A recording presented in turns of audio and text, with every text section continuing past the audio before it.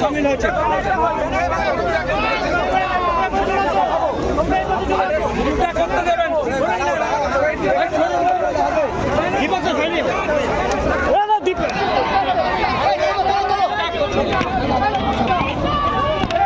শুরু করেছে তার প্রতিবাদ করেছে গরিবের মানুষ, তারপর সাধারণ মানুষ।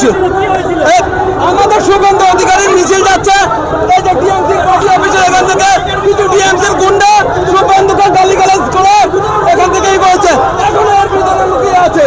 আর এই চামচা পুলিশ, টিএমসির গুন্ডা পুলিশ, পোশাক পরা গুন্ডা পুলিশ, যারা শুভেন্দুকে মারার প্ল্যান করেছিল, পুলিশ তো দাঁড়িয়েছিল, এই পুলিশ দাঁড়িয়ে থাকতে শুভেন্দুকে মারা হয়েছে, আর এই পুলিশ দাঁড়িয়ে থাকতে এই টিএমসির গুন্ডারা এখান থেকে।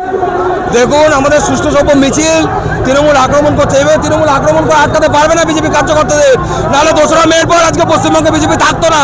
তৃণমূল কংগ্রেস যদি মনে করে যে ভারতীয় জনতা পার্টির কার্যকর্তাদের আটকে ভারতীয় জনতা পার্টির আন্দোলনকে থামাবে, এই আন্দোলন থামার নয়, যতক্ষণ না পশ্চিমবঙ্গে আসল পরিবর্তন হচ্ছে ততক্ষণ আমাদের এই আন্দোলন চলবে, এটাই আমাদের শেষ কথা। ভারতের উত্তেজিত হয়ে গেল, পরিকল্পনা, এটা এখন থেকে না, এটা কালকার থেকে চক্রান্ত চলছে, পরিকল্পনা চলছে। এখানকার তৃণমূলের নেতারা মিটিং করেছে যে কিভাবে আক্রমণ করা যায়, তো আমাদের এইভাবে আটকাতে পারবে না। আমাদের যে লড়াই চলছে এই লড়াই আমাদের চলতে থাকবে। ও তৃণমূল কংগ্রেস যদি মনে করে যে আজকে কাউকে আটকাতে চলে, আমি পিকলু শর্মা, সভাপতি বারাসাত জেলা যুব মোর্চা।